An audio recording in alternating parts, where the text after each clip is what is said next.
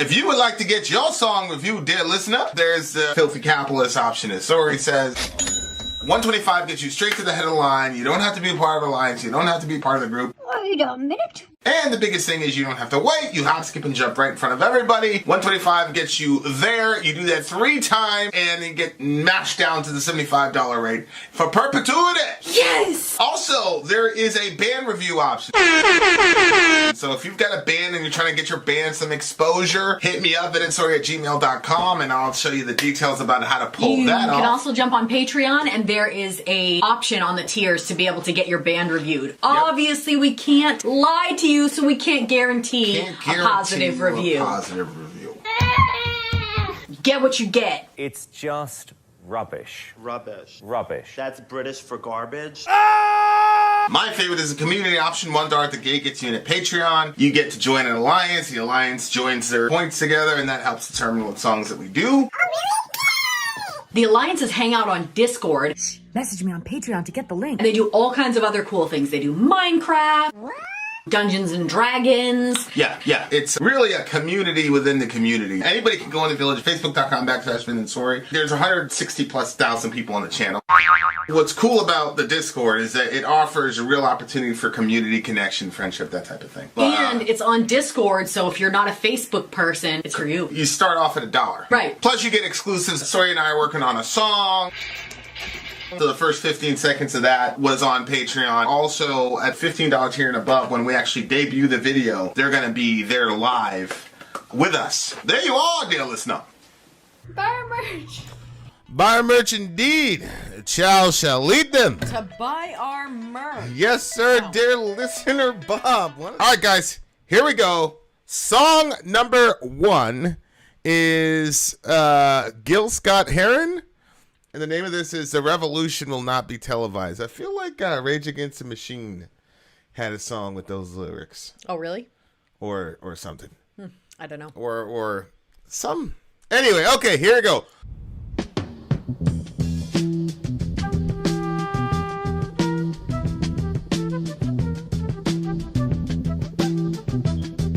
Oh, this is the winner of our spoken word You will not poll. be able to stay home, brother. You will not be able to plug in, turn on, and cop out. You will not be able to lose yourself on Skag and skip out for beer during commercials because the revolution will not be televised. The revolution will not be televised. The revolution will not be brought to you by Xerox in 4 parts without commercial interruptions. The revolution will not show you pictures of Nixon blowing a bugle and leading a charge by John Mitchell, General Abrams, and Spyro Agnew to eat hog maws confiscated from a Harlem sanctuary. The revolution will not be televised. The revolution will not be brought to you by the Schaefer Award Theater and will not star Natalie Woods and Steve McQueen or Bullwinkle and Julia. The revolution will not give your mouth sex appeal. The revolution will not get rid of the nub. The revolution will not make you look 5 pounds thinner because the revolution will not be televised, brother. There will be no pictures of you and Willie Mae pushing that shopping cart down the block on the dead run or trying to slide that color TV into a stolen ambulance. NBC will not be able to predict the winner at 8:32 on report from 29 districts. The revolution will not be televised. There will be no pictures of pigs shooting down brothers on the instant replay. There will be no pictures of pigs shooting down brothers on the instant replay. There will be no pictures of Whitney Young being run out of Harlem on a rail with a brand new process. There will be no slow motion or still life of Roy Wilkins strolling through Watts in a red, black, and green liberation jumpsuit that he has been saving for just the proper occasion. Green Acres, Beverly Hillbillies, and Hooterville Junction will no longer be so damn relevant, and women will not care if Dick finally got down with Jane on Search for Tomorrow, because black people will be in the street looking for a brighter day. The revolution will not be televised. Talk to him, brother minister. There will be no highlights on the 11 o'clock news and no pictures of Harry-armed women liberationists and Jackie Onassis blowing her nose. Harry-armed women? The theme song will not be written by Jim Webb or Francis Scott Keys, nor sung by Glenn Campbell, Tom Jones, Johnny Cash, Engelbert Humperdinck, or The Rare Earth. The revolution will not be televised. The revolution will not be right back after a message about a white tornado, white lightning, or white people. You will not have to worry about a dove in your bedroom, the tiger in your tank, or the giant in your toilet bowl. The revolution will not go better with Coke. The revolution will not fight germs that may cause bad breath. The revolution will put you in the driver's seat. The revolution will not be televised, will not be televised, will not be televised, will not be televised. The revolution will be no rerun, brothers. The revolution will be live. Okay. Okay. Spoken word up in this business. Okay, so apparently they had a poll, and this won it was the winner of the A99 spoken word poll. 1971. That's like, what, 50 years ago, bro? Gosh. Was it? Yeah. It's crazy what he, like, the first thing that came to my mind, first of all, like, spoken word is such an interesting art form because I discovered spoken word in New York City, obviously. Yeah. And then they had this thing called Showtime at the Apollo, which you don't know what the Showtime at the Apollo is. But it was basically American Idol before American Idol. Oh, really? Yeah, it was, the Apollo is in Harlem. It's a place where all the legendary black jazz players, everybody played, etc., etc. Korn actually did a show at the Apollo in Harlem. That was pretty cool. But so they had this thing, Showtime at the Apollo, but it was based on the audience reaction. So if the audience liked you, they'd cheer you, you kept playing. If the audience started booing you, the guys that come out from the side and yank you off with with the cane, they yank you off. Really? Oh yeah, they'd yank you out. They'd send out like a court jester and anyway, OTEP was there. Really? Yeah. So it was like a multi-talented type show type of thing. And that was the first time I heard spoken word. It was just a guy who was on a mic and he was talking and he wasn't really rhyming, but he was saying something in a sort of meter and a pattern. And there's a whole subculture to it. Like, you talk like this, and it's performative art. It's really, really fascinating stuff. At the time, though, I really didn't appreciate spoken word because I was a rapper. So I'm like, I want the tight rhyme scheme. I'm like, what are you doing? Okay. Plus, you're showing so much emotion. Yeah. Like, they were very, very emotional. So I didn't really understand the art form until later. Actually, it wasn't until I got into metal. Once I got into metal, then I went back and I kind of understood the art form a little bit more. Oh, okay. Everything doesn't have to rhyme. You can speak with emotion, that type of situation. I had heard spoken words before, and I always liked them. I always liked the way that they felt powerful without... I guess it was the way that they expressed emotion through the words and the music behind it and stuff. Yeah. And if you were able to follow it, because sometimes it was a little harder to follow because people are talking more quickly than just regular speaking. Yeah. But as long as you could follow it, I always really enjoyed it. And then I really, really, really started loving it when there was a crew that we were a part of when we were working with the homeless and all that downtown in our area. And spoken word kind of became a thing over there. Oh, that's right. Yeah. And that was when I really just completely fell in love with that art form because that's right. I forgot about that. There were all kinds of different people doing it, and they were writing their own stuff. And it was so cool to hear just straight from their hearts what was going on. And I thought Dan was the best at it. Yeah, he was really good at it. He was really, really good at it. Anyway, so... Okay, this is about the revolution not being televised. Maybe you can fill me in because there was a whole lot of names I didn't recognize. There was really not a whole lot I did understand. Well, like, if you just look at it like, the big thing that I got from this was, and it's funny because it's pretty much what I got from Rage Against the Machine, was that there are things that happen that you can use to pacify people so that they don't stand up for revolution. Okay. See what I'm saying? And so, like, there's a big part of it where he's like, after these messages, that type of thing, like, because the way that things are, we're being entertained to death. Okay. So it's like, and it's like I told you, like on TV shows, all the problems get solved in a half an hour. We're seeing it right now with the news. It's like, we all believe one thing. Yeah. We all believe one idea. Everything is very simple and easily packaged. And after these messages, we'll be right back and all that. And it's this consumeristic culture where it's like we have these major pressing existential issues that are happening, but then we have to be entertained to death.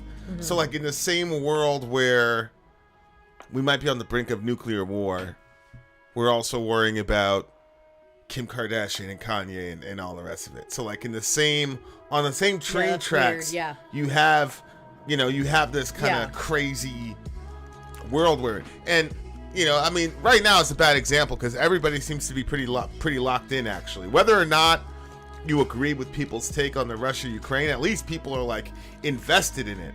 But for the last 20 years, there's been a Russia-Ukraine type situation. And some of it is the media is not reporting it and making it emotional. But the other side of it is we're entertained to death. Yeah. So it's, this guy is dating this guy and whatever. And so so I think part of it was a distraction that happens with the media where you would be, if you were not entertained. This is something that Minna Farrakhan was talking about, because a lot of these guys, these artists, especially in the early years of the Nation of Islam, they would stop being entertainers for that reason. So, really? Oh yeah, like Farrakhan, for example, was a gifted violinist. Okay. He's got a gifted vocal sound, so he was like on tour with folks when he found, and then he stopped. And the argument, I was listening to a chat with him one time, and the argument that the Nation of Islam was using was, we're in an existential crisis, and we're not going to sit here and jump through hoops and make everybody happy and whatever. Because on the one hand, it projects to white people, oh, these guys are okay. Look, all the Negroes on TV, they're all happy. Mm-hmm. And then on the other side, what it does to black folks is it makes them, more docile because they're like being entertained and all the rest of it. So entertainment becomes a medium for distracting people from being revolutionary. You can't have a revolutionary spirit on the couch. I can see that. I kind of thought that it was letting people know, like, if you want to get in on the revolution, like, you need to be there, because it's not going to be televised. You're not going to be able to get this information any friggin' other place. If you want to know and you want to be in the know, then you need to be there and be a part of it. Right. But the other side of that is that there's a lot of angles to it, because, like, I just got off the phone. I talked about this on Middle America, where you and I were jumping in on some Senate hearing or legislature hearing for our state. And specifically, we were dealing with qualified immunity. Mm-hmm. And we're there, and, nobody knows that we're there. Nobody knows who we are or whatever. And there's this guy, Jerry so-and-so, and all these other people.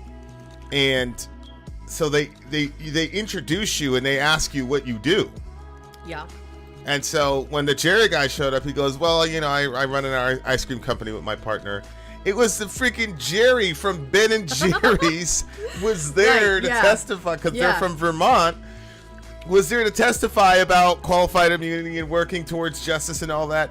Like, he doesn't promote that. If we didn't see him there and know, like, holy shit, I was like, that's Jerry. Like, that's the other part of the revolution not being televised, is like real grunt work where you're not going to get any glory for it, and you're just doing the work. That's how it works.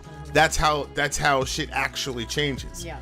But a lot of people, Jesse Jackson, like, a lot of people jump into the revolution to only, so that they can promote themselves or get 15 minutes for it. AOC ran into this, where for whatever reason she wasn't helping these union guys. They were trying to create a union for Amazon. She wasn't helping them at all. Wouldn't even put out a tweet. She ghosted them, did all types of crazy shit, and then in a true David versus Goliath moment, they won. Mm-hmm.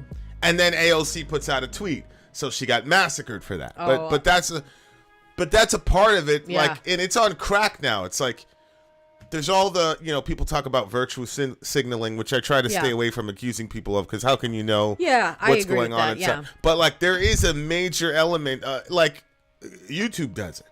Like, I personally know people that shoot videos and pretend to be offended about stuff, because that's what the algorithm wants them to be offended about.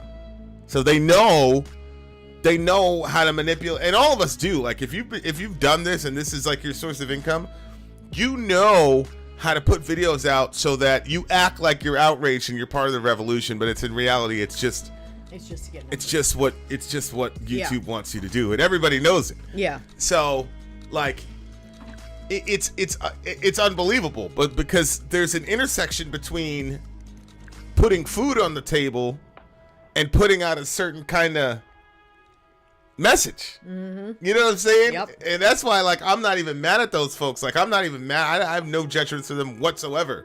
You know what I'm saying? I couldn't do it, but like, so there's a lot to that phrase of revolution won't be televised, because to me that tells me that, you know, he was naming hella people. Yeah, but they were all famous people. Yeah. You know, they're all big time, and it's like the people that are doing, like, a real revolutionary, you're either a grunt or you're a target for assassination. Period. And that's one of the things that I think that, like, you know, neoliberal or whatever young people, Bernie Sanders voters, like, to me, that's what 2020 was about.